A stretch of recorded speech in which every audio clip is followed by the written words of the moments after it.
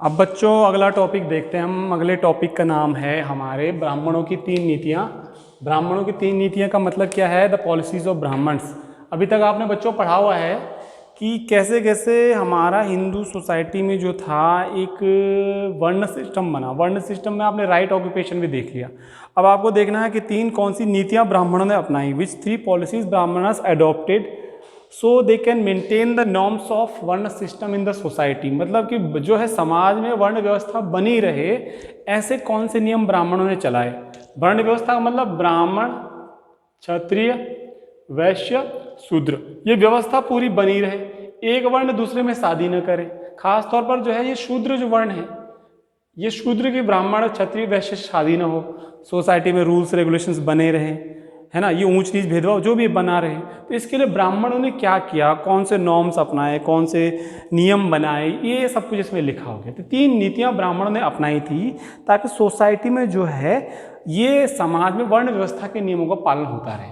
पहली थी divine system, दैवीय व्यवस्था। दूसरा नियम था राजाओं को सलाह। तीसरा स्टेटस बाय बर्थ। अब दैवीय व्यवस्था क्या है? दैवीय व्यवस्था, ठीक है, दैवीय व्यवस्था इसमें लिखा हुआ है बच्चों। दैवीय व्यवस्था जैसे शब्द में ही इसका जुड़ा हुआ है, दैवीय व्यवस्था। दैवीय मतलब ये समझ लो देवताओं की बनाई हुई व्यवस्था है, मतलब भगवान से रिलेट कर दिया। देवताओं से बनाई नहीं बोल रहा हूं मैं, भगवान से जुड़ी हुई व्यवस्था है, भगवान से ईश्वर। अब इसमें क्या उन्होंने एक्सप्लेन किया? इन्होंने एक्सप्लेन किया, एक वर्ड में आपको लिख के दे रहा हूं, बहुत इंपॉर्टेंट एग्जामिनेशन के लिए, पुरुष सूक्त। पुरुष सूक्त लिखा है इसमें, पुरुष सूक्ता। पुरुष सूक्ता जो है बच्चों, जो ऋग्वेद है आपका, ऋग्वेद, ऋग्वेद में, ऋग्वेद क्या है? ऋग्वेद जो है एक तरह का सबसे पुराना वेद है, एंशियंट, मोस्ट एंशियंट वेद। वेद कौन है? ऋग्वेद, ठीक है। ऋग्वेद में एक मंत्र है, मतलब कह सकते हैं there is a verse in the Rigveda, और उस मंत्र का नाम है सूक्त। सूक्त भी उसको कहते हैं, हाइम भी कहते हैं, उसका हाइम है पुरुष सूक्त। ऋग्वेद में एक मंत्र है पुरुष सूक्त, या सूक्त है पुरुष सूक्त। उसमें कहा गया है कि एक आदमी था जिसको उन्होंने कहा आदि पुरुष। क्या कहा उन्होंने उसको? आदि पुरुष कहा। आदि पुरुष का मतलब क्या होता है? आदि पुरुष को उन्होंने कहा है प्राइमेवल मैन। क्या है? प्राइमेवल मैन, यानी कि आदि पुरुष, पहला व्यक्ति, जो दुनिया में पहला व्यक्ति था। और आदि के सामने कहीं कहीं ये भी लिखा है विराट पुरुष, बहुत बड़ा। विराट पुरुष मतलब बहुत बड़ा, बहुत विशाल। तो अब क्या हुआ कि इनमें पुरुष सूक्त में कहा गया है कि एक पहला जो इंसान था दुनिया में, ये बहुत बड़ा इंसान कोई था, आदि पुरुष था। और उस आदि पुरुष के जो मुंह था, मुंह से पैदा हुए ब्राह्मण। उसकी जो ये बाँ है, आर्म्स है, इससे पैदा हुए क्षत्रिय। उसकी जो जांग है, यहां ऊपरी हिस्सा, उससे पैदा हुए वैश्य। और इसकी जो टांग है, ये टांग नीचे, जो नीचे वाला पोर्शन है, इससे पैदा हुए शूद्र।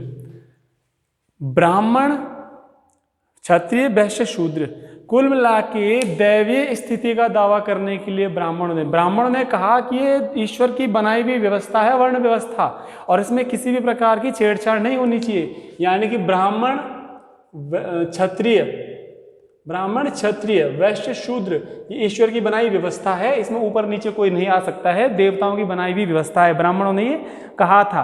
और इसमें उन्होंने कहा कि जो इसका एग्जाम्पल भी दिया उन्होंने, कि जो पुरुष सूक्त है जो ऋग्वेद में, ऋग्वेद में पुरुष सूक्त है, 10वें नंबर का एक मंडल है, खंड है, पार्ट है, उसमें पुरुष सूक्त दिया, श्लोक है एक, उसमें कहा गया है जी एक आदि पुरुष था, पहला व्यक्ति था जो बहुत बड़ा था, या ब्रह्मा के मुंह, समझ लीजिए, ब्रह्मा के मुंह से ब्राह्मण पैदा हुए, ब्राह्मण निकले।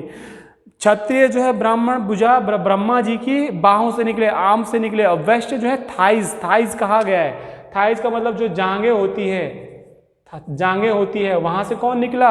वहां से वैश्य। और शूद्र पैरों से निकले हैं। ये इसको डिवाइन सिस्टम जो है डिक्लेयर करना चाह रहे थे। किसको डिक्लेयर करना चाह रहे? डिवाइन सिस्टम, वर्ण सिस्टम को डिवाइन। अब वो डिवाइन सिस्टम हो गया। अब और क्या है? अब जी राजा, अब दूसरी पॉलिसी ब्राह्मणों ने अपनाई जी, राजाओं को सलाह देना।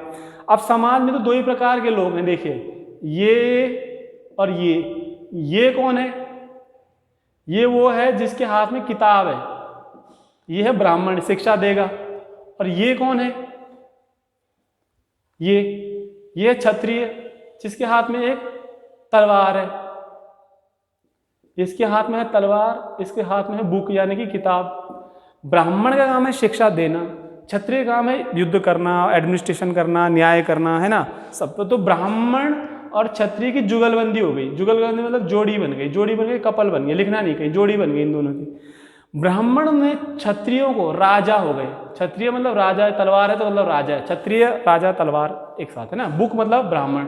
ब्राह्मणों ने राजाओं को सलाह दी, एडवाइस दिया कि भैया आप जो है अपने राज्य में वर्ण व्यवस्था को बनाए रखने का काम आपका है, और जो वर्ण व्यवस्था के अकॉर्डिंग नहीं चलेगा, वर्ण सिस्टम को फॉलो नहीं करेगा, पनिशमेंट भी आप ही देंगे।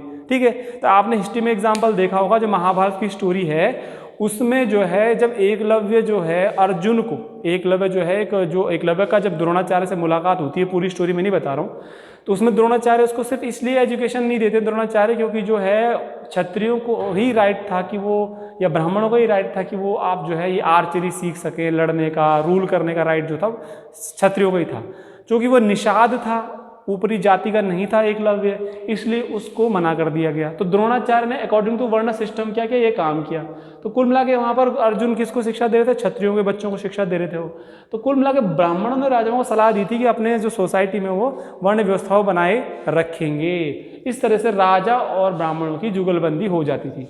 अगला आता है जन्म आधारित, लास्ट आता है जन्म आधारित।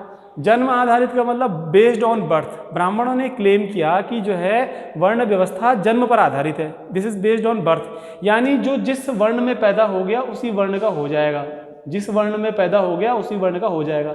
यानी ब्राह्मण का बेटा ब्राह्मण ही बनेगा और क्षत्रिय का बेटा क्षत्रिय ही बनेगा। ठीक है। इसी तरह वैश्य का वैश्य, शूद्र का शूद्र। लेकिन कुल मिलाकर शूद्र कितना भी टैलेंटेड हो जाए, विद्वान हो जाए, लेकिन वो कभी भी वर्ण व्यवस्था में वैश्य नहीं बन सकता, व्यापार नहीं कर सकता, ब्राह्मण नहीं बन सकता, क्षत्रिय नहीं बन सकता। तो कुल मिलाकर ब्राह्मणों ने ये क्लेम कर दिया the status of the people is completely, या वर्ण system is completely based on the birth, who will be born in any type of वर्ण ही विल फॉलो हिज वर्ण सिस्टम। मतलब वो जिस भी वर्ण में पैदा होगा उसी वर्ण सिस्टम को उसने फॉलो करना है कंप्लीटली। ठीक है। छोटा टॉपिक था, आपको तीनों पॉइंट ध्यान में रखने हैं। या तो एक दैवीय व्यवस्था है, दूसरा राजाओं से जुगलबंदी की, तीसरा जन्म आधारित, इसको ब्राह्मणों ने बना दिया। ठीक है। इंपॉर्टेंट टॉपिक है, मैं फिनिश कर रहा हूँ। Thank you.